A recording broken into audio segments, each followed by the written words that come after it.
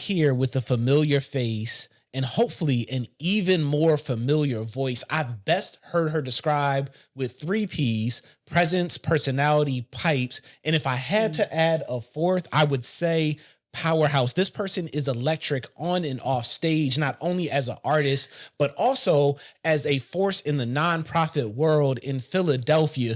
Please help me in welcoming to the podcast, the one, the only Sanovia.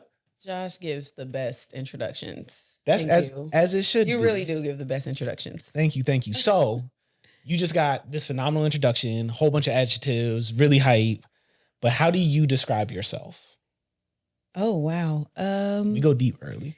Yeah, that's a great question. I describe myself as a human being, living a human experience. No, I usually describe myself, honestly, as a creative missionary. Okay. I feel like I don't use that phrase enough, but I do think that that's who I am. I'm a person that's experiencing creative missions, and I'm bringing people alongside me. So I like to build community with people. I don't know. I haven't thought about this question for real. Like, how do I describe myself other than like the stuff you see like in an IG bio? Like, let's singer, songwriter, movement practitioner. Like, you know. Let's sit here for a second, because I think one of the things that we do here at the County Joint is we introduce you to your new favorite. And we've had extensive conversations about we live in a time now where it's not enough just to put out good music. We have to let people in a little bit. For sure. So you said a dope term, creative missionary. In my head, because I'm a church kid, I see guitar, singing with people in church around. But what exactly is a creative missionary? I think I've been trying to figure it out. Like, for me, I would say it's a person who is called by God to live out their purpose by the means of creativity.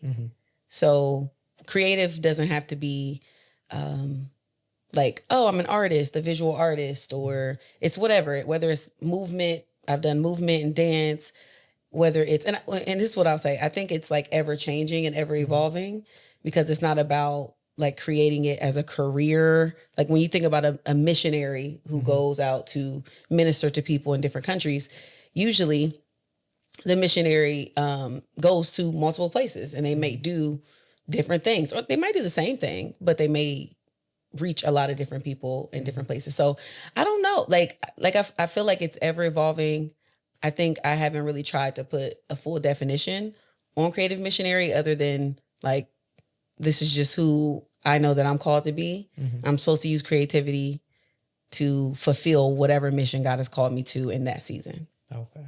So then it sounds like there's 2 parts to that term. There's the creative part of it that we grew up in. And when I say we, me, Wayne, the Inglorious, who will be on the podcast later, we grew up in a church that talked about like a creative methodology. So it's not just that we do the thing, it's that our approach to the thing itself is imaginative, is ingenuitive. So it sounds like what you're describing is being on call. So having your faith, having God at the center of whatever you're doing, and then approaching it from an ingenuitive perspective, approaching it differently. Yeah, depending on the time, what's happening in the world, and what's happening in my life. So then practically, as both a person and as an artist, what does that look like in this season of your life? I'm laughing because I'm like, these are deep questions. And it's okay. Because, you get on a podcast and you think, oh, we're going to just talk about the music. We're going to talk about, and it's like, oh, let's get into your heart. So I would say today, I'm still figuring it out. I don't know if, and I want to stop there because I was about to say, I don't know if that's a good enough answer, but I think me even saying, I don't know if that's a good enough answer is a part of my process right now. Like being newly in therapy on a more regular basis, trying to work through some identity things, some spaces and places where it's like, oh, I thought I was supposed to be this person, or I was being this person for the audience or for people, and also people telling me who I am. And I think right now I'm just discovering like who Sanovia is finally in her mid-30s. Yeah. So it's Hopefully that answers the question. no, it does. Right now, it looks like a journey of authenticity. Yes. It looks like, how do I... Legitimate authenticity. I think so many people use the term authentic, but low key, we're performing. Yeah. So, or we use it as like a cover for bad behavior. Yeah. Like I'll do something, I'm like, but that's my authentic self. And it's like, yeah, but let's dive deeper. Okay. So that's where we got are right now. in, y'all. Yeah. So we're at a place now where Sanovia, both the person and the artist, is discovering. Yes. There's a clear sense that you are supposed to discover from a creative perspective and from a missional perspective. And that's driving the engine right now. Yes. Good. Thank you for putting that into words for me. That's what I do a little bit. That's the therapist in me. Yes, 100%. So let's also talk about your artistry a little bit, because I think one of the things that is consistent through your artistry is this discovery, right? So one of the things that we'll talk about more in depth in further into the interview is that your lyrics often tell on yourself. Your lyrics are often pretty emotional. Yes. But even before we get there, how do you describe your artistry? How do I describe my artistry? I don't know. You're asking questions that I feel like, and maybe, so here's what I'll say. I feel like at one point I had a definition or an answer to that question. Yeah. And I feel like because I'm in the space of discovery, it's almost like I don't even want to put any words to how I would describe my artistry other than legitimately like I used to use the term becoming. So like before Michelle Obama came out with Becoming, all my passwords, all my passwords used to be is the key word, like Becoming and whatever the year was, like Becoming 2015, exclamation point. Find you. What year did she get on Instagram and try that? I've changed my passwords since then. But I do feel like I'm just on a journey of becoming. So when I say I'm describing my artistry, I would just say I'm becoming. That's it. Like and hopefully again, that's a good enough answer. No, all of the answers are good enough. So let's set the tone here right now. All of the answers are good enough because this is about you, right? So who you are today, who you showed up in this phenomenal space as, is what this is about. Yeah. So there is no right answer. There is no right answer. Or right answer, no wrong answer. This is about the people getting to know Sanovia. Yeah. And I think it's brave at this moment that as you're getting to know yourself, you're inviting people in to get to know you. Yeah. Well. So we can, for sure, a little bit. Yeah. No, I think I feel like woosah. Yeah. Like I think I'm just. Sometimes you feel like you have to put on, like you have to be like, somebody's asking you a question, so you need to have a sure, ready answer. And I think I'm just more so in the season of life where it's just like, I don't know, or I'm figuring it out. Yeah. And I don't know if that makes for the greatest podcast per se, but I think it makes for a great opportunity for people to see real humanity. Yeah. And that's what we want here. Like I said, we introduce you to your new favorite artist, and I believe that at the core of artistry is humanity. So we're introducing the people to Sanovia. I want to talk about the art though, because there is the public facing Sanovia, the powerhouse singer, the big notes. You have that lower register, you're soulful, but I want to go back a little bit before that. Okay. Or maybe a lot bit before All right. that.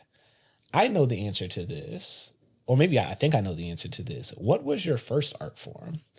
Oh, my first art form was poetry. I am not the only poet. Yeah. I love poetry. Poetry is my first love. Yeah. And it still is, actually. I still write poetry. I usually write it in distress for the most part. And that's how it started. It started off as childhood trauma. And so I guess it was kind of a mixture of poetry / songwriting. Those are my like first loves. Like I love writing songs, but usually from a lived experience. So either my lived experience or something like tangential, some type of tangential experience. So poetry, first love, still write it to this day. Don't share it often, but would love to share it. Would love to release more poetry and share more poetry with the world. Okay. So the plan is to continue to release. But right now it sounds like it's such a personal thing for you. Yes, 100%. It is that first love, that first go-to, how you process the world. Mm-hmm. I'm curious, this is not in my notes, but I remember my first poem. Mm-hmm. I remember the assignment. I remember the teacher who assigned it. I remember the teacher not thinking that I wrote it. Do you remember your first poem? So I can't say I remember my first poem. I can remember my first do I remember this? I can remember my first hip hop, some bars. Oh, you're letting the people know that you're a rapper as well. I left that out. Okay. I can remember that. But as far as poetry, I can recall my first, I think poem that really got me into the spoken word elements of things. Like the first one that I really got up there and performed. Yeah. So I don't remember the first one I wrote. Okay. But I do remember the first one that I performed. And I did it at church. Okay. In 2013. And which was many years after starting, right? Yeah. But in 2013, and then also I think that same year I might have done it at on campus at my undergrad. So that's a little bit not later, but 2013, you're 23. Yeah. 22. Okay. I'm not even doing the math, but sure. Yeah, I had to do the math real quick. I'm whatever the math is. All right. So you brought up church. And so we went back early to the beginning of actually, I do want to ask about that. Do you remember the poem? Can you give us a line from the poem? Oh, that's fantastic. So you know how you write poetry and your poems evolve over time. So this is one of those poems that evolves over time. So sometimes it's actually hard for me to remember where I started, but I can remember one part that I inserted into it. And it was, murderer, murderer. They called me a murderer, but I didn't mean to hurt her. I just wanted to live freely. You see, was only 17, being tied down in a house that wasn't for me. I wasn't selfish, just looking out for myself. And yes, I know they call this sin, but my red A I wear within that all can see. Crucible, I mean, please don't pour your judgment out on me. My story reeks of lawlessness and years of searching through this mess. And this pain had me bound up in these chains, but I'm ready for you, Lord. That's what I remember. That's what I remember. I like how, but it kind of feels like hip hop too. Yeah, I like how quickly it came back. Yeah, and how the cadence and the flow. And similarly to what I said earlier, it sounds like in a lot of your poetry, you're telling on yourself, but you're also always kind of exploring the depths of your emotions in that moment. The depths you're looking at decisions that you've made, processes. Can we go back even further? Oh Lord! Oh Lord! Some of y'all do not know, Sanovia is a true county Jawn from Delaware County. Yes. Indiana. Yes. Did not know what Muncie, Indiana was prior to meeting this person. But I am from Delaware County. Yeah, you are from Delaware County. Let's talk about what was it like growing up in the Midwest. And I ask because oftentimes we have conversations and I'm like, yo, this song was hitting. And you're like, nobody was listening to that. What influences did the Midwest, Indiana specifically, have on you as an emerging person? For sure. An artist? I think, for sure, gospel. I mean, I grew up listening to Fred Hammond, a lot of people from the Midwest. So the Clark sisters, Fred Hammond, Marette. Oh, she's a part of the Clark sisters, but I really like Marette Brown Clark. I'm trying to think. There were a lot. I grew up listening to a lot of Israel New Breed as well. But I really think my church upbringing in the Midwest, and I don't think we're considered the Bible Belt. I was about to ask that. I don't know if where I'm at is the Bible Belt per se, but I think that authentic sound of someone who grew up singing in church, they got I used this the other day and I was like, I'm not saying I'm Whitney Houston, but a lot of people Whitney Houston came out of church, or, I'm sure Patti LaBelle and all these other people grew up singing in church back in the day. So I think that's probably one of the biggest influences of my sound. And then also my grandmother is from the South. So she's from, I say Mississippi. She's from Mississippi. It's not Mississippi. She's from Mississippi. You got to drop some I's too much. And so I would grow up listening to her or hearing the music she was listening to. And it would be that down south bluesy, it's different. It's, and I also remember hearing Angie Stone. I remember hearing a lot of stuff because she was dating a guy who always made her CDs, like mixes. Yeah. He's a DJ. I think he still might DJ to this day, but he made the mixes and she would always play a lot of the mixes in the car when we was still using CD players. Yeah.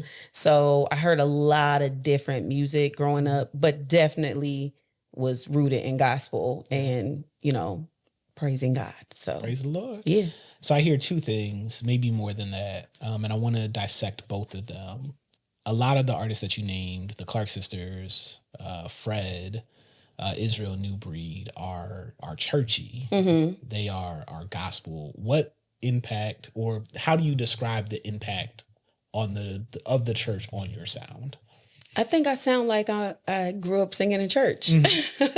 I think most people, like after a while of me singing, they're going to be like, yo, you sound like, oh, you grew up singing in church. And they're always surprised, actually. So I guess I don't give off that energy. Like when I walk in a room, I give off, I guess that my voice is going to be fairly small.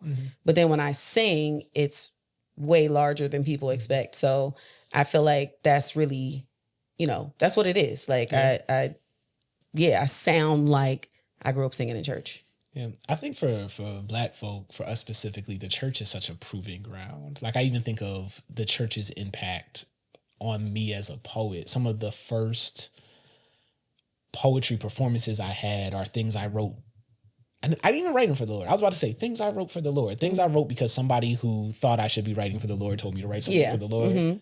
And how it is a place that you learn confidence. It's a place that you learn presentation. It is a place that you learn how to work a crowd. Yeah. That Black church will talk back to you. They will. Yeah, for sure. 100%. Tell you if you have. Yeah. Yeah. So it's a lot of the development. It taught me how to perform. Like tell us more. The way my performance is set up today is usually very community oriented. I talk a lot. Like I've never usually been the person that's going to get on stage and just sing flat footed and like, because you don't do that in church. No, you're trying to get people to engage with you. You're trying to, in essence, you are entertaining them. Like the spirit is moving, and sometimes the spirit ain't moving. The music is moving. Yeah. The sounds is popping. The drums is going, and so I'm used to. I think my art of performance has come from seeing people in the church get people to stand up, get people to clap their hands, get people to be involved in the process. And I feel like that kind of communal callback nature of it all, which actually goes back to like African roots and reality, but like that communal nature I embed in probably all, not just music, but all my creative efforts. Yeah. Yeah. So that goes back to the creative missionary. How do we get people to not just be entertained by the art form, but engage with it? Exactly. Yeah. So we have the base of the church, the base that teaches you how to move people, how to be engaging, how to get the spirit in the room, which is often just like getting people emotional. Yes, for sure. And then I also know that neo soul was a heavy impact. It crept its way on into my life. Yeah. And I feel like that's kind of what muted my sound though. Oh. Partially. Like I love neo soul though. I wouldn't say muted. You got deep. But I'm not saying muted. I think when I say muted, I think because neo soul, as I've learned recently, was just more of these are the artists that we're not going to promote as much. The music is more laid back. It's kind of, maybe they smoking, maybe they whatever. It's just so chill, whatever. Yeah. But I remember one of the first neo soul songs that really, really spoke out to me before I lived in Philly. I was a little girl in Indiana. I think I was probably in my teenage years. I heard Bilal, Soul Sister. And I was just like, now I knew about like Jill Scott and like the normals, but Bilal was one that was fully different to me. Like Music Soul Child, India Ari, love India Ari. Like, but Bilal, I was like, what is this sound? Like, but what I will say is, going back to my mute comment, I think my big voice then started to evolve, especially when I moved to Philly, because I got used to the Philly sound, which I feel like a lot of the Philly sound is a lot of neo soul. It's embedded here deeply. Particularly at the time that you got here. Yeah, I got here in 2014. So like, I feel like I pulled back a lot more because neo soul is just kind of like in the pocket. And so I don't sing as big. And then I was leading worship at a church, but even then the movement away from us singing big church songs to all of us now moving to CCM, meaning like none of us are doing a lot of us aren't doing the black church thing anymore. We're all assimilating to white culture. Careful now. I'm just saying that's essentially what's happening. So we're singing, which one of my favorite songs, How He Loves, but we're singing How He Loves and this, that, and everything is now adding a guitar, like a legit just rhythm guitar instead of like, the electric. In general, I mean, you can play rhythm, whatever, that doesn't matter. So yeah, I feel like my sound changed slightly coming to Philadelphia. I started for the last 12-ish years, I leaned more into like a hip hop. I mean, let's think about the roots. Let's think about, You Got Me, which was originally, of course, Jill Scott, but then ended up being Erykah Badu. But like that type of sound, like something that's very chill. And I feel like you've called me out many times on that nature of like, Sanovia, you got a voice though. And you're not the only person. Like people are kind of like, where's your voice? And I want to be clear. I've called you out because I've heard the bigness of your voice. Yeah. Right. So as I started at the beginning, the person who described you as personality, presence, pipes is my dad. So we've had like deep conversations. The first time I heard you sing was the open mic.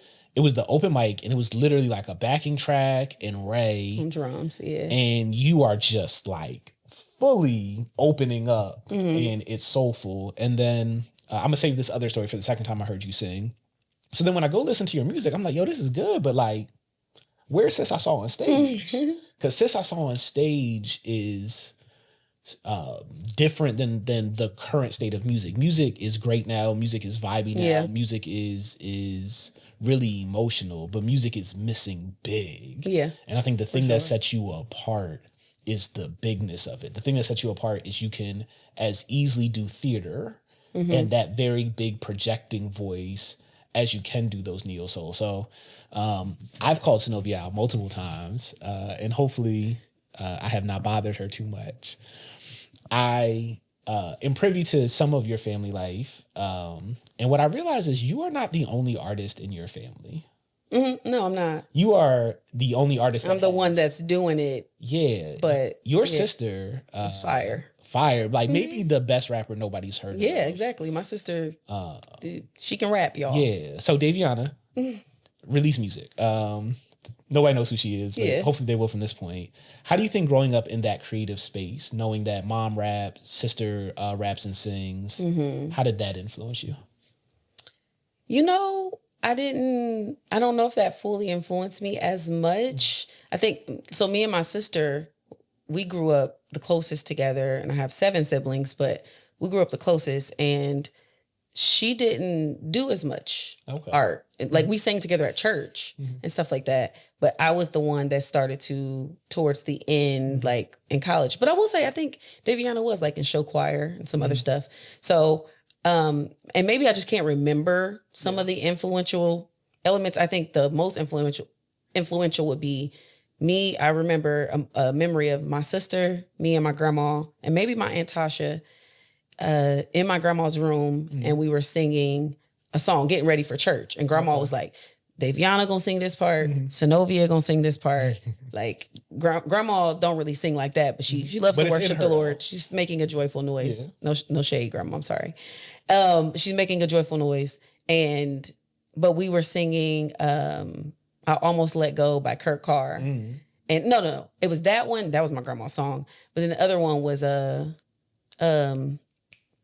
what's the song by Mary Mary? I can't think of what the song is right now. They gonna look at me and be like, how you forget that song? This morning I picked up a paper. I read about tragedy. And we would always try to figure out who's gonna sing the first verse, who's gonna sing the second verse. Yeah. And so some of my core memories with my sister are actually us being in a small Baptist church where they only sung in one voice.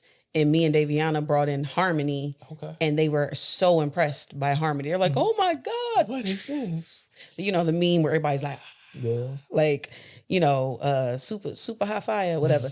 And so that was like, I remember that, like us being not really that innovative, but innovative in that space. Because this is a small church that had an organist. And then when he passed away, we just sang a cappella. Okay. Like, it's that hand clap. No, quite literally. We sang a cappella, and it was usually in one voice. And then me and Daviana was like, we got to add some harmony up in this John. Like, y'all been listening to Kirk. Y'all been listening to Fred. Yeah, we started to listen to other stuff, and it's like, we gonna move us out of slavery, okay? We gonna put us, y'all. It's 2002, y'all. Come on, let's stomp or something. Like, I don't know. Yeah, but I do comedy on the side. Sorry, I'm stuck there. We gonna move us out of slavery. I'm about to drink some water. All right, cool. It's gonna give me a second to get it back. I want to talk about something really interesting. I had alluded to this earlier of the second time I met you. First time was at your open mic. About a week later, you come to the County Jawn. I want to set the stage. Oh, yeah. It's like June 17th, 2022. We have Deja, who's my co-host, and Brian performing. I do 30 minutes of poetry. We have Balmore. And then Dan Good, who is also on this show. Make sure y'all pull up to see him. Impromptu, without me asking, breaking the curfew of the venue that I'm at, decides to go into a jam session. Yes. And if you know Dan, he doesn't just go into a jam session. It's very churchy. So I'm in full curator mode. I'm at the back of the room. It's this really narrow building. Everybody's crowding around. I can kind of see Dan. And Dan is like looking at somebody. He's like, get on the mic. And I'm like, who is he talking? First, this ain't your mic to tell people to get on. What is happening? It's going off the rails, but also it's a good moment. So I'm rocking with it. And then I hear a voice singing Melodies from Heaven. And then the entire, because Black folks, whether we love Jesus or not. Period. We gonna sing that. So now the entire building is singing. And I look at my dad, and my dad's like, yo, who's that? I'm like, I don't know. And I have to kind of peer around, and I see you singing Melodies from Heaven. And it was a moment where I was like, yo, she's different. And she's different because you didn't warm up. You're not on the show. Who are you? And yet you are commanding the stage. But also you're different because of the spirit of collaboration in that moment. Oh, yeah. That a lot of artists would have been like, nah, I'm just here to watch. I'm not. The fact that as an artist you pulled up to a show, which is something that I would love to see artists do more often, but then you were willing to engage in the show. Tell us about the way in which you approach collaboration. It feels like it's very innate for me. It feels natural. Like, I will admit, I don't really think that much about it. Yeah. I just believe that, who said this? It might have been like Maya Angelou or one of those, because I've been listening to more profound Black people from like the 60s, 70s, etc. And I think they just said something simple like, we are better together. Like, or we're more alike.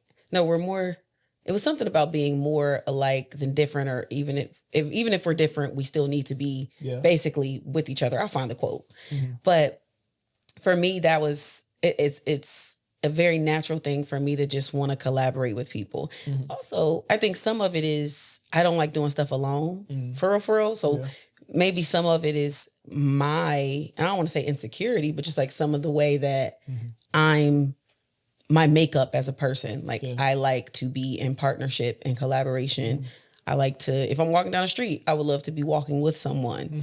Like, if I'm going to the grocery store, I get things done faster when I'm on the phone talking to someone. Sometimes I'm a little slow, but most of the time, like, it almost ignites something in me. Like, it's like, I've been needing to clean up, and then I get on the phone, and then I'm like, oh, I can clean up now because I'm doing it with someone.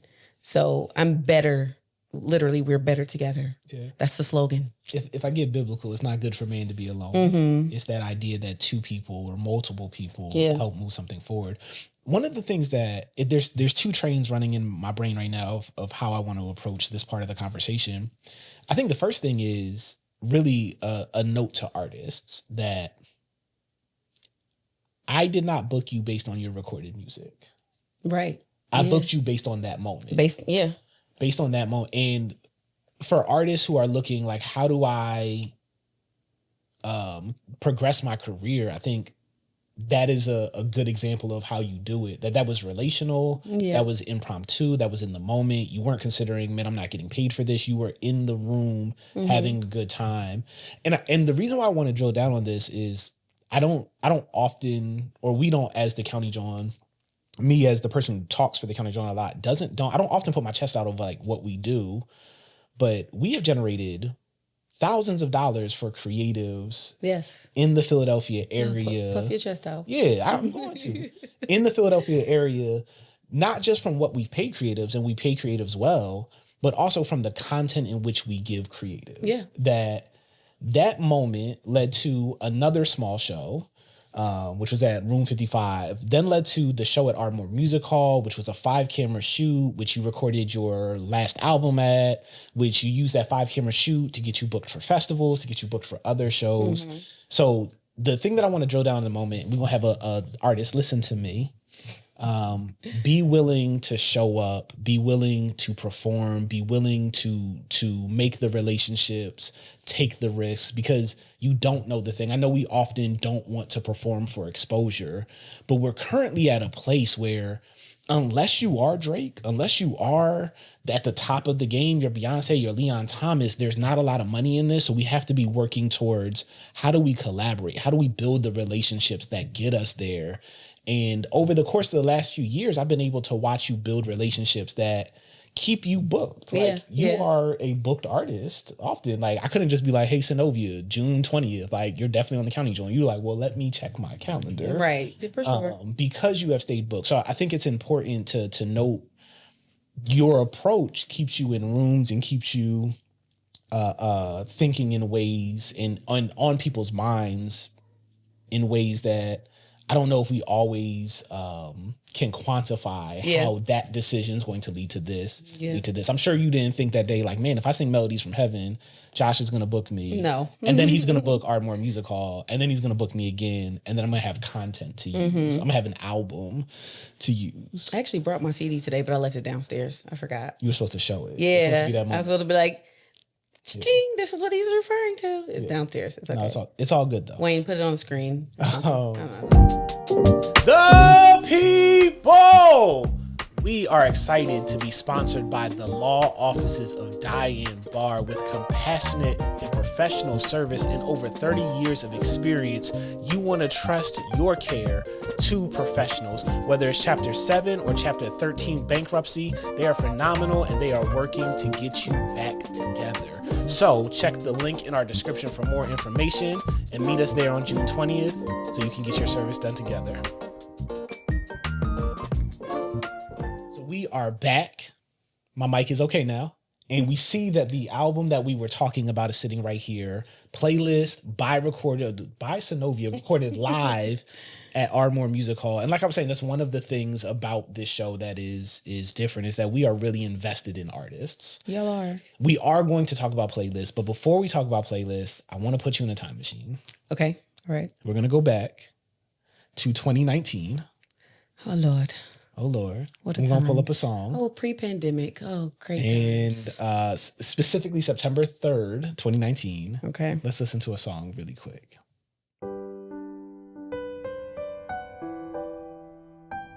The keys. Intro guitar.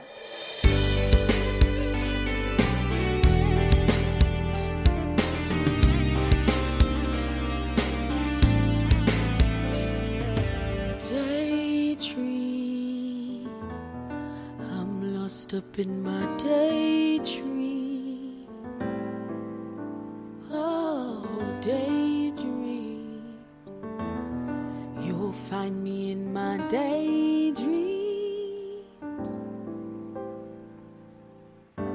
What is it like to dream with eyes I'll get into it. Open? Is it your time to show us that you're broken? In between your blinking, what is it that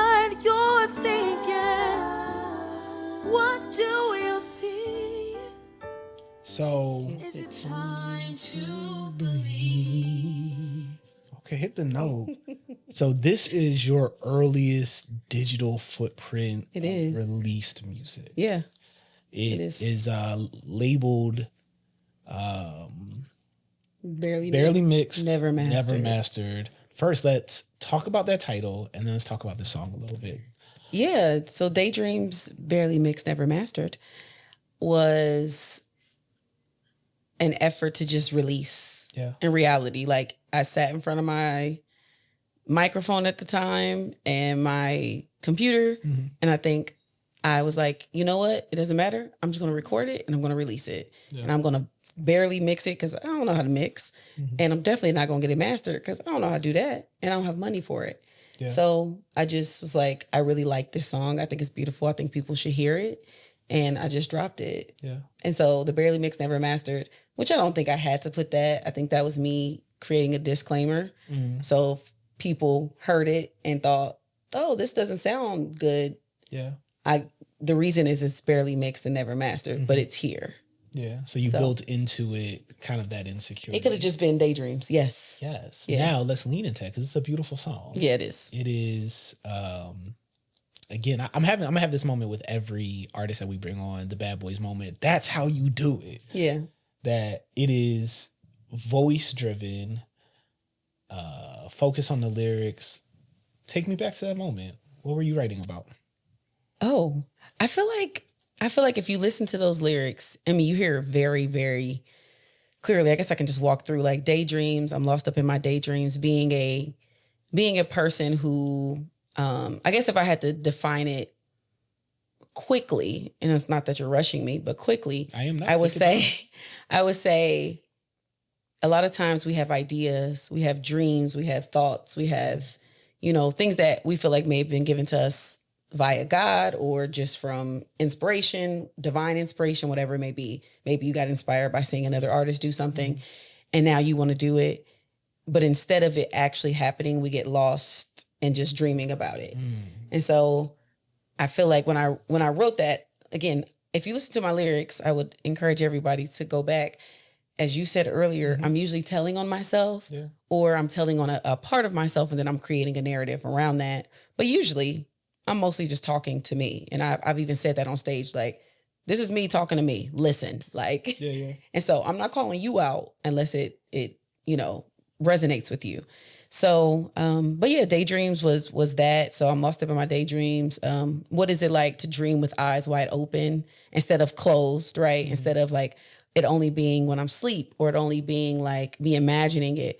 What would it be like to dream with like action? What would it be like to dream with me seeing it and then being like, or not seeing it yet, but like enacting it? What is it like to dream with eyes wide open? Is it your time to show us that you're broken?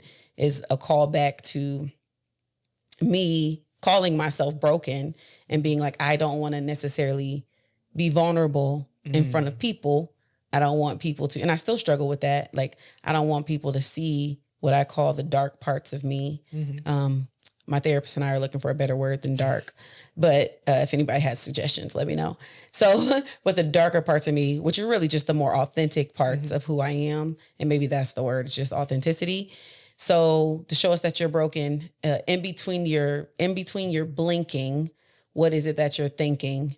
What do you see?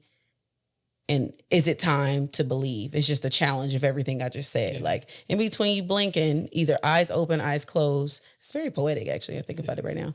What is it that you're thinking? What do you see? Is it time to believe? So now it's just like, just believe and just release. Yeah. So it's you working through.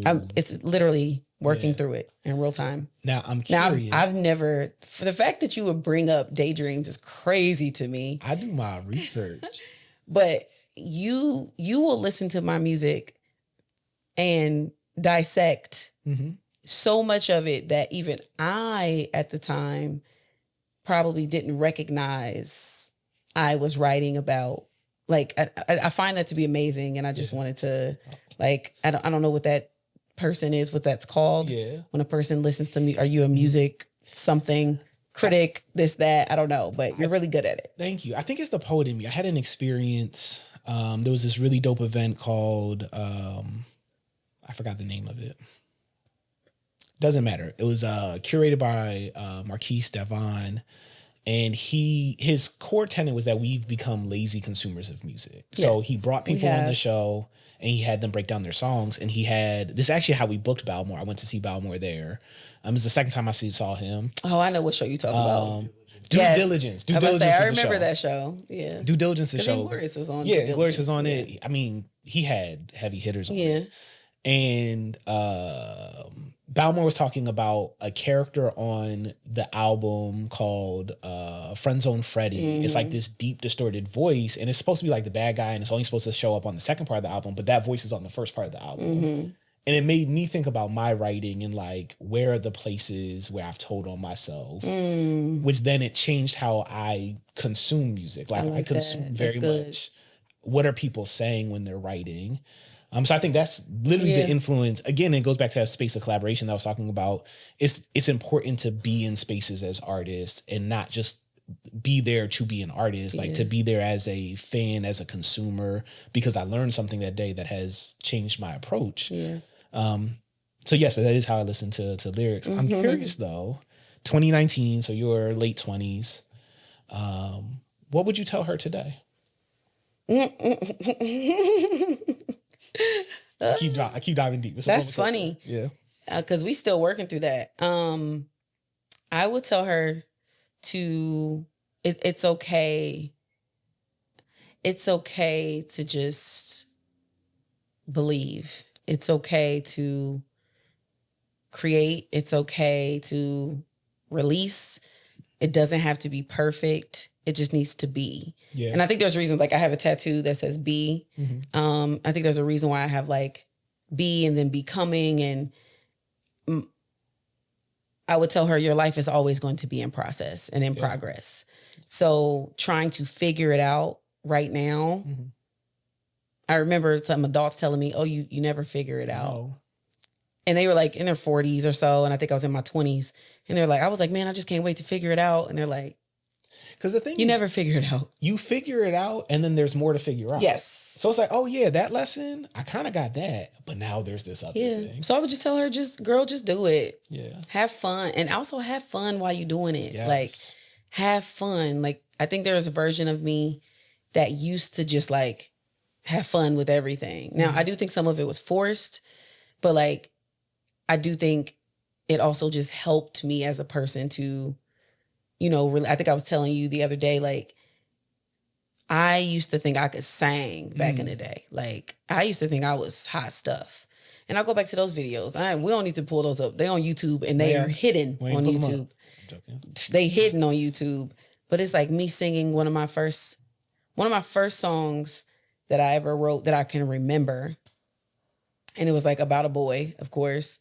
I think it might have been about a boy, but I listened to that video and I'm like, yuck, yuck, as the people be saying today.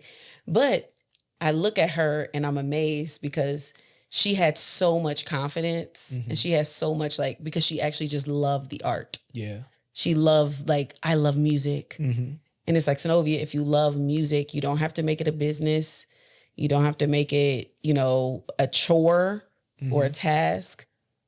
Do with it what you would do with things that you love. Yeah. That's beautiful. Do with music what you would do with things that you love. When you love something, you enjoy it. You spend time. You spend time with it. You learn it. You have grace for it. You think about it. You study it. Like when you get into a relationship, you begin to study that person. You begin to daydream about that person. I'm not going to direct this question at you. Okay. Feel free to answer it. Okay. This is for the people. What are you daydreaming about that you need to take action on? So now that we've heard the breakdown of that, what is that thing that you've been thinking about that is constantly on your mind that you believe that you can do? Somebody gonna get delivered. That you need to actually start doing. I'm just looking at the camera intensely for a second. Do it. No, all right. Sorry. Somebody gonna be free. Get free. Because that's the point Get of this free. though. Like, what's the point of creating art? I'm telling you, don't wait. I feel like I've been waiting a long time to quote unquote get free, and freedom is. And I don't want to be like, freedom is already yours, but it really is. Like, freedom is already mine. Liberation is already mine. I have to choose to live in it. I have to choose to dwell in it. I have to choose to play in it. I have to choose to just be free. And that don't mean that you get like a pass to do reckless things. However, use your freedom responsibly. Yeah, use your freedom, use it responsibly. Yeah. We could stay there because I could talk. But this is about your music right now. I know. And my notes say your music. I mean, it's about me, the artist. You have taglines, right? One of them right now is currently on your shirt. Yes. And that is the title of your debut EP. You have everything you need. It is. Let's talk about that approach or let's talk about that project.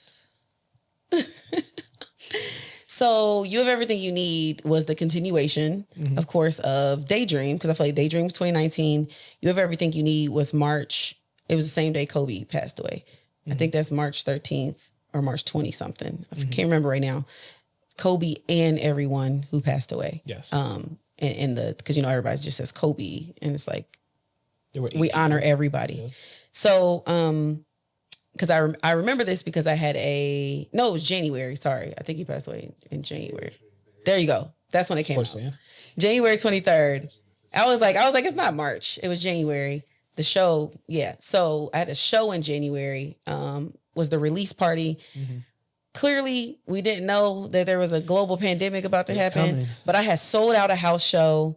It was a great time. I think I sold personally myself 80 plus to 90 plus tickets for a house show. Yeah. Solely promoted by me. Yeah. And I feel like I lost some of that after like the pandemic and whatever, because the all of that. But I released that project because, again, I feel like it was a necessity to let things go. Like, I was like, I have to let these songs go. I have to let them out, no matter what they feel like, no matter what they sound like.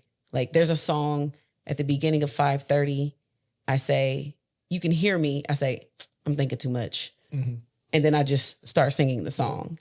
And I left it in there intentionally because I was like, I be thinking too much. Like, I'm overthinking it. So I wanted that project to be like my debut. Hey, y'all, this is Sanovia.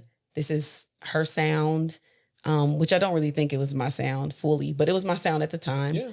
And yeah, I wanted people to just finally experience me. So I do feel like I had like a big push, and then literally like 2 months later, which is why I said March 13th. It was Friday the 13th. Yes. That's when they was like, yeah, global pandemic. Everybody go home from work. We think you'll be back next week. And Negroes was gone for like months. So it was out for a while. Yeah. Now, it's interesting though, because although you said that's maybe not your sound now, that project is definitely more neo soul, and we talked about 100%. the muted nature of neo soul in terms of how it brought your voice back. It was like neo soul hip hop. That also spawned some fan favorites for you. That project has Flex, which I often hear people request from you. That project has It's About Time, 5:30. Yeah. And that project has Around, which is probably my favorite. How do you kind of manage those two things, looking back of this as a time capsule and this is no longer my sound, but also knowing that people still request those songs from you? I think that's great. Like, I feel like I think if anybody kept it in rotation, it was Daviana. She actually got like a little a plaque thing made or something, like where she could scan it and like people could scan it and go to It's About Time. It was like the top song on her like workout playlist. So shout out to my sister yet again. But yeah, I feel like looking at that as a capsule, I don't like looking at it that much, if I'm honest, but I also get that you have to start somewhere. Yes. So for me, I'm like, I love that was my start. I love that I recorded that fully. People were always impressed that I recorded that fully in my bedroom. They were like, wait, it was like this revelation that people were like, you don't have to go to a studio. I was like, no, I recorded in my bedroom prior to having a whole bunch of equipment, sent it to Calvin Venus of Tone Crafters. Shout out to him. He's in Texas. But he's from the UK. But he mixed it, mixed and mastered it for me. And then I released it. Like it was, Almost I think as that was if- the big thing. It was you have everything you almost need. as if you had everything you which is needed. why I titled it that, because the original title was Becoming, because that was my favorite word. Yeah. So it was Becoming EP. And then I was like, literally at the end, I think I changed the name maybe the same month that I decided to like put it on DistroKid. Yeah. Is I said it's going to be called You Have Everything You Need, because that was the phrase that I had for t-shirts. That was the phrase that I feel like was given to me a long time ago, along with Pack Light. But again, a message for me that Sanovia, you already have everything you need. Yeah, you have everything you need. That's a dope message. And I think it's so important. The time capsule is even less about, do I still enjoy this music, but do I know how to move and put things out? Yeah. Is that a route what did it teach me? And it taught you in that moment, you didn't have the best mic, you didn't have the studio, but you had everything you needed to do the thing that you needed. I did, to get exactly. I had enough. Yep. And I still work through that on a daily basis. Having enough, having everything that I need. And I wore this as a reminder today because like we're talking about my music, we're talking about the process and the journey. And I was like, I need to go back in my memories. I wanted to say memories, but my memories, to know that I've always had everything I needed. And as I continue in my musical journey and hopefully releasing more things, performing more spaces and places, and believing in myself and getting out of the daydream space and moving into like the actualizing aspect of it, that I will be like, yeah, I finally caught up. Like I used to say that I'm teaching people to catch up to who they already are, when I was like trying to be like a coach of some sort or whatever. Like this is what my business does. Catch up to who you already are. But really it was a message for me. Like Sanovia, catch up to who you already are. Yeah. The people. Can I tell you a story really quick? So I was working with my Grammy recently, and she really needed to get her estate together. And that's where the law offices of Diane Barr came in clutch. She not only organized, not only made her feel safe, but she did everything that we asked her to do in a timely manner. So if you are looking for a phenomenal lawyer with 30 plus years of experience, tap in with the law offices of Diane Barr. Their link is in our description.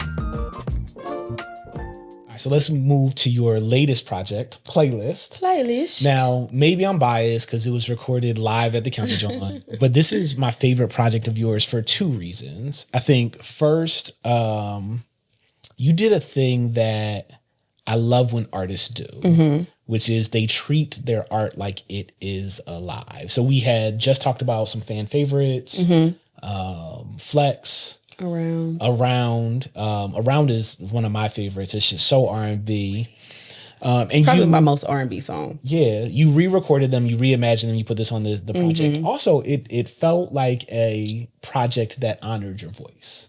Yeah. That it was very musical and it gave you those moments. Tell us about the production of Playlist. So Playlist was legitimately formulated for the County Jawn. So you got me connected with Mike. I mean, I knew Mike, but you reconnected me with Mike. That's my guy. And Mike Stokes. And he said, Sanovia, I'm going to build a band for you. He built the band. They were more willing than any people I'd ever worked with to build based off of my songs. Like they were just like, let's go. Again, going back to that collaborative nature. Like I don't meet too many artists like that, especially not musicians, that if they're not getting paid, they're usually not showing up to that many rehearsals. I think we rehearsed at your downstairs at the old house for months, literally. And we built out songs that I had been dreaming of for many years, songs that either were conceptualized on my guitar or songs that were conceptualized like through a beat, you know, or something like that I found from YouTube. So it was amazing to me to see it all. Like I have clips and I need to post more of it, honestly, but because I have all these videos in my phone. But we all just got together. We built those songs out. Some of them had already been released and now this was like a re-release, and others got to be fully reimagined. And the most I think the newest song on the project was I Really Love You. And so like, it was, like we really got to create something. I don't know. It makes me happy. I see. And and it was live, which I always say I like me better live. I think you kind of nodded to it earlier. Like my recorded stuff doesn't always align with what you experience with me in person. So the fact that I still have people who will jump in my live like they did on Instagram last night and say, I am learning to let go and just put a whole bunch of O's. It was Shiz. I am Shiz, I think. Which I think you got their art in here somewhere. Yeah, right? it's not, but it's in Yeah. there. So they Also, were like, shout out Shiz. they're like, that's my favorite, my favorite song from you. And a lot of people really love learning to let go. Like that be they joint. Like so that's learning to let go and flex be people's joint. one of my favorite moments from the county joint is because I'm always moving around. So I'm on the second floor of Ardmore Music Hall. And Muggs is like electric sliding into it. I was like, we started the electric slide in here. No, people were having a good time. Yeah. So playlist, I would say to this day, definitely my favorite Foolish project. I think I have a few other songs. I mean, Learning to Let Go is still, Flex is probably my favorite song of all time. Yeah. Because I do that going back and forth that you don't really hear artists do of hip hop and singing, like being able to sing, but then being able to flip straight into like rapping and then just go back to singing without it feeling like there's a break in your voice. Yeah. Just like I'm just flowing. I don't hear people do that. Yeah. So I do feel like that's something that sets me apart from a lot of artists. So like hearing that on record, on tape, whatever, makes me feel like just so special. And hearing like the audience and all that type of stuff. It's just like, this is amazing. Like I did that, you know? And if we have not already, we will put that clip up on YouTube for y'all to experience Sanovia live at the County Jawn Flex. So you've done 2 County Jawns. I count Ardmore Music Hall as our first real one. Like the first 2 were like proof of concept. Can we do this? Me, Wayne, and Dage like, we think we got this. We're setting up sound ourselves. We're turning other places into concert venues, and then we get a concert venue. What was your expectation of that first Ardmore Music Hall show? I don't know. I think I was just like, I want to have a good time. Yeah. I was hoping that I wanted to record a project. Like I was just like, I hope that everything gets recorded properly. And so I was a little nervous on that front, but we're not going to talk about why, but other than that, I really wanted to have a good time. I wanted to feel like not a superstar necessarily, but kind of like, a little bit of like an important person that day where it's like, oh my gosh, like Sanovia, the Inglorious, like, we got to have our names out on the marquee and all of that. So I thought that was really dope. I think that was the first time I've ever seen my name like on a marquee of that scale. The lights. Yeah. I could see my name in lights. No one's going, that song? Taina. You know Taina? Oh, the Nickelodeon show. Taina. I feel like I just lost fans in that moment. I can't wait to see. But I used to love Taina too, so that makes sense. Yeah. Which she could not sing, I don't think. But anyway, we could take that part out. My bad, sis. It was the early 2000s, late 90s or something. Yeah. But anywho, so I just wanted to have a good time. And my family came up, like a few people from my family and friends. So it was a good time. Yeah, it came from Indiana. So having experienced that, now you have a sense of what we do at the County Jawn. We treat you like a star. We treat we treat artists like the stars that we believe that they're going to be. We appreciate that. How or does that change your approach to this show, June 20th? Ooh, so this show, it does not change my approach. I think I'm still going into it wanting to have a good time. Yeah. I think I am in a different phase of life. Mm-hmm. Maybe I feel more serious, but I think there's a reason for that in terms of like being in therapy, all this other type of stuff. So I guess they'll just have to see. Okay. But I'm going to be the most authentic version of myself on stage that night because I think the most important thing for me in life is to connect with people on a genuine level. I don't plan to force anything. I don't plan to neglect any parts of me. I just plan to show up wholly, fully, and I guess just present. Cool. Sounds amazing. It's that idea of I'm going to be And I'm gonna sing a nice soul song. Okay. One that you gotta like stand flat footed and just sing. Okay, you're gonna show your voice. Yeah. That makes me excited. Yeah. All right, we're gonna switch gears really quick. This is the lightning round. All right. This is what the lightning round is. I'm going to ask you a question. You have to answer off the top of your head. If you hesitate, I will make fun of you. I don't care. All right. Are you ready? Me listas. Me listas. That means I'm ready in Spanish. Right, cool. I think. Biggest inspiration? Indiari. Indiari. If you could share the No, Lauryn Hill, Indiari. Lauryn Hill, Both Indiari. of those. Both of them. I'm not gonna make fun of you. Because my guitar was named Laurendia. Okay. One of my first guitars. It could have been India Hill. Oh, that's nice. All right. That's nice. If you could share the stage with one person, dead or alive, who would it be? Oh my gosh, this is hard. If Stevie Wonder. Stevie, great choice. That would be crazy. Your favorite cover to perform? Crazy. You kill that joint every time. Every All time. right. Your favorite song of yours to perform? I'm making you choose between your children. Flex. That was without a doubt. All right. I'm gonna make this one hard. You can only choose one for the rest of your life. Poetry or performance? Oh my gosh. Oh my baby. Performance. I think. I don't know actually. You said I'm not processing nothing else. Put me on stage. No, I might. We stumped her. I don't know. I said performance because I think that's like naturally what I would usually say, but it might low key be poetry. Okay. Right. It might low key, y'all. We're going to the 6'7". I don't know. We're gonna have you answer it on June 20th. All right, last one. I need you to use your imagination. Okay. It is June 20th. Ardmore Music Hall is packed. You just finished your last song. Okay. The crowd is electric. What is the one word you want the people to say? I feel like it's going to be the same word that you always use, but wow. Wow. I want people to be like, wow, that was amazing. Yeah, that's 3 words. Wow, that was amazing. It's 4 words. That's 4 words. Yeah. The one word is wow. All right. Yeah, just wow. I want them to be in awe. Cool. The people, you heard it here first. Sanovia is going to wow you. June 20th, Ardmore Music Hall. We got the Inglorious. We got Dan Good. We got me. We got Magina Mitra. I don't think I said that wrong right.